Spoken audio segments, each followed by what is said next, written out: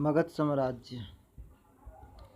मगध साम्राज्य जो है वो 6ठी शताब्दी ईसा पूर्व के आगे के भारत का राजनीतिक इतिहास महाजनपदों के बीच प्रभुत्व स्थापित करने के लिए संघर्ष का इतिहास है। मगध राज्य का सबसे शक्तिशाली बन गया। मगध राज्य का शक्तिशाली राज्य बन गया और साम्राज्य स्थापित करने में सफल हुआ। अर्थात हम ये कह सकते हैं जब 6ठी शताब्दी ईसा पूर्व की जो महाजनपद थे तो महाजनपद में से मगध जो है वो एक साम्राज्य के रूप में स्थापित हुआ। अथर्ववेद में मगध का सर्वप्रथम उल्लेख मिलता है। तो यहाँ से क्वेश्चन बनता है कि सर्वप्रथम उल्लेख कौन से वेद में मिलता है, तो अथर्ववेद में मिलता है। तो अथर्ववेद में मगध का सर्वप्रथम उल्लेख मिलता है। महाकाव्यों के अनुसार बृहद्रथ ने मगध राज्य की स्थापना की। तो मगध की स्थापना किसने की थी? बृहद्रथ ने की थी मगध की स्थापना। मगध की स्थापना बृहद्रथ ने की थी। और बृहद्रथ कौन था? तो बृहद्रथ जो है वो वसु का पुत्र और जरासंध का पिता था। तो देखें तो हम मगध पे जो है सर्वप्रथम हर्यक वंश की स्थापना हुई थी। बिंबिसार, अजातशत्रु और उदयन प्रमुख थे। शिशुनाग वंश में शिशुनाग और कालाशोक थे। नंद वंश में महापद्म नंद और घनानंद थे। हर्यक वंश में सर्वप्रथम बिंबिसार आता है। बिंबिसार जो है 544 से 492 ईसा पूर्व के बीच में इसका शासनकाल था। तो बिंबिसार जो है हर्यक वंश का संस्थापक था। तो हर्यक वंश का संस्थापक कौन था? बिंबिसार था। तो यहाँ से क्वेश्चन बन सकता है कि हर्यक वंश का संस्थापक कौन था? बिंबिसार था। हर्यक वंश का संस्थापक कौन था? बिंबिसार था। बिंबिसार हर्यक वंश का संस्थापक था तथा महात्मा बुद्ध का मित्र था। महात्मा बुद्ध का मित्र भी था बिंबिसार। राजगृह, बिंबिसार की राजधानी जो थी वो राजगिरी अर्थात गिरिव्रज थी। बिंबिसार को सैनिक अर्थात सेना रखने वाला भी कहा जाता था। बिंबिसार ने विजय और विस्तार की नीति शुरुआत की थी। बिंबिसार ने वैवाहिक संबंध से अपने स्थिति की मजबूती की थी और उसने 3 विवाह किए थे। उसकी पहली पत्नी थी महाकौशला देवी, दूसरी पत्नी थी लिच्छवा की राजकुमारी चेलना और तीसरी रानी मद्र कुल की राजकुमारी क्षेमा थी। प्रथम पत्नी जो थी वो महाकौशला देवी थी। कौशल राज्य की पुत्री थी और प्रसेनजीत की बहन थी। इसका विवाह हुआ तो काशी दहेज के रूप में मिला। दूसरी पत्नी लिच्छवी की राजकुमारी चेलना थी। इसके पुत्र का नाम अजातशत्रु था। अजातशत्रु जो है वो चेलना के पुत्र था। तीसरी रानी थी मद्र कुल की राजकुमारी क्षेमा थी। इस विवाह के फलस्वरूप मगध जो है पश्चिम एवं उत्तर की ओर फैला था।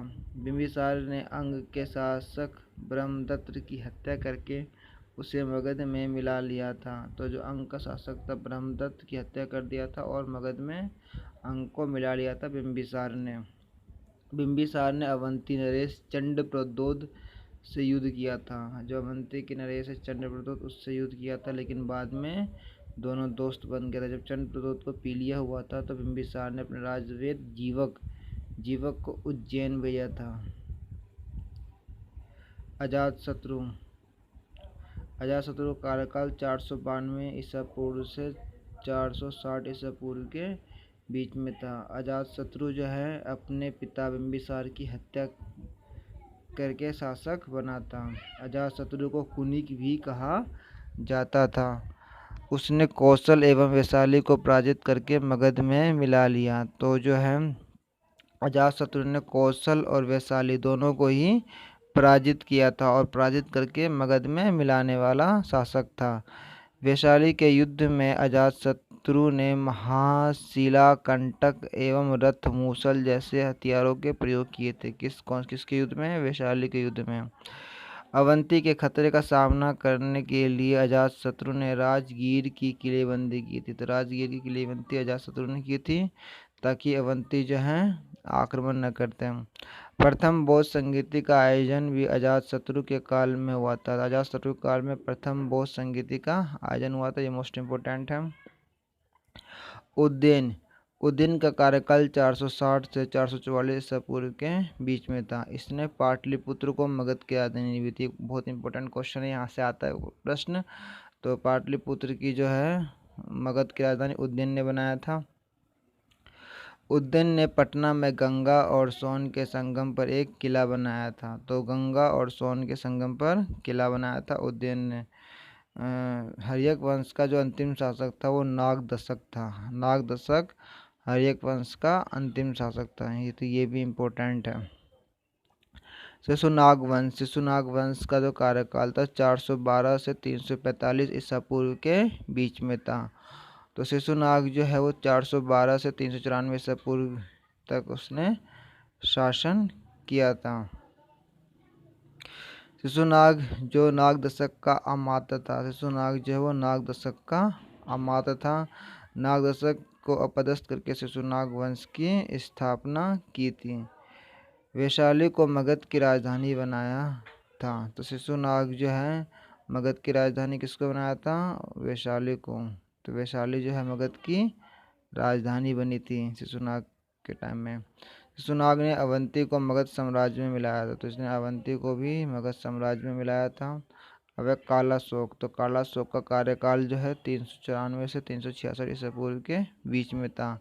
तो कालाशोक ने पाटलिपुत्र को पुनः मगध की राजधानी बनाया था। तो फिर से मतलब पुनः मगध की राजधानी बनाने वाला जो शासक था वो कौन था? कालाशोक था। द्वितीय बौद्ध संगति जो कालाशोक के कार्यकाल में हुआ था, ये इम्पोर्टेंट है। नंदीवर्धन जो है शिशुनाग वंश का अंतिम शासक था। नंदीवर्धन शिशुनाग वंश का अंतिम शासक था। तो ये भी इम्पोर्टेंट है। अब आता नंदवंश।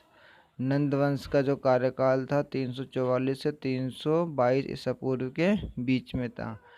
तो पहला महापद्म नंद जो है 344 से 334 ईसा पूर्व के बीच में इसका कार्यकाल था।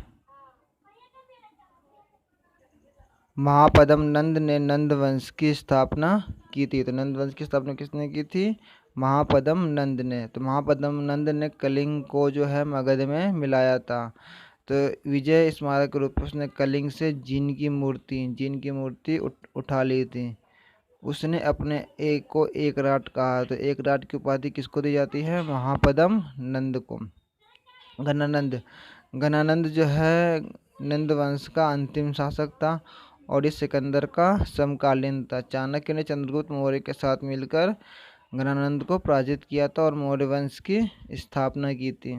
सिकंदर का आक्रमण। सिकंदर मकदूनिया का शासक फिलिप द्वितीय का पुत्र था और यह अरस्तु का शिष्य था। तो सिकंदर के गुरु का नाम क्या था? अरस्तु।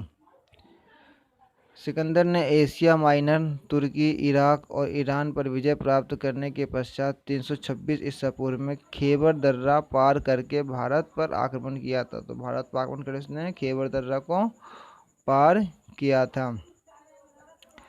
तक्षशिला में शासक आम्बी ने सिकंदर के सामने घुटने टेक दिए थे। सिकंदर के सामने घुटने किसने टेके थे? तक्षशिला के शासक आम्बी ने।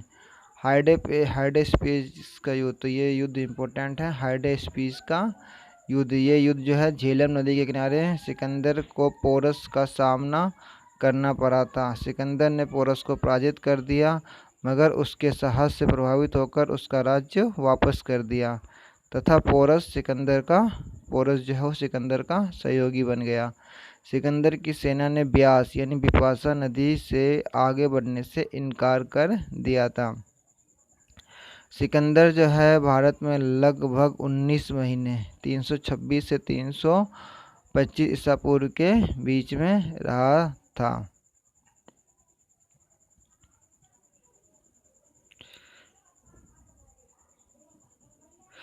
323 ईसा पूर्व में बेबीलोन में सिकंदर की मृत्यु हो गई। सिकंदर की मृत्यु कब हुई थी? 323 ईसा पूर्व में। कहाँ? बेबीलोन में। सिकंदर ने पश्चिम भारत में कुछ यूनानी उपनिवेश स्थापित किए थे। काबुल में सिकंदरिया यानी आधुनिक नाम उसका बेग्राम है। झेलम के तट पर बूके फॉल जहाँ सिकंदर के घोड़े की मृत्यु हो गई थी। निकाया जहाँ पोरस के साथ युद्ध हुआ था। निकाया में पोरस के साथ युद्ध हुआ था। अब बात करते हैं कुछ उसके सहयोगी, जैसे कि एरियन जो थे वो यूनानी इतिहासकार थे। नियारकस जो सिकंदर का जल सेनापति था, इम्पोर्टेंट है।